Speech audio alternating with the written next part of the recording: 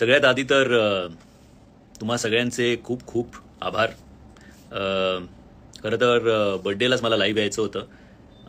तुमच्या सगळ्यांचे आभार मानायचे होते. पण तेव्हा ते शक्य झालं नाही कारण खूप गोष्टी घडत होत्या.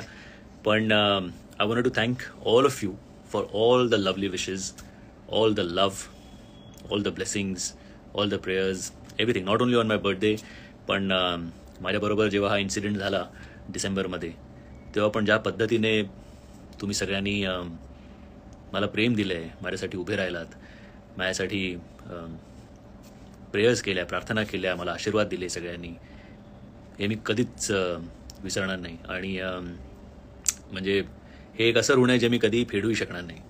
So thank you so much. बऱ्याच दिवसापासून इच्छा होती की लाईव्ह येऊन तुमच्याशी गप्पा मारीन. आज फायनली तो योग आला. 14 डिसेंबरला ते झालं. तेव्हापासून ज्या पद्धतीने मला प्रेम दिलं आहे, सपोर्ट दिला आहे, ज्या पद्धतीने तुम्ही माझ्यासाठी कुठे कुठे वेगवेगळ्या मंदिरांमध्ये, मशिदींमध्ये, गुरुद्वारांमध्ये, चर्चेसमध्ये जाऊन प्रार्थना केली आहे, तुम्ही मला जे आशीर्वाद दिलेत, हे मी कधीच विसरणार नाही. आणि मला वाटतं तीच शक्ती आहे ज्याच्यामुळे आज मी उभा राहू शकलो आहे. So thank you so much. माझ्याकडून, माझ्या परिवाराकडून, माझ्या बायकोकडून.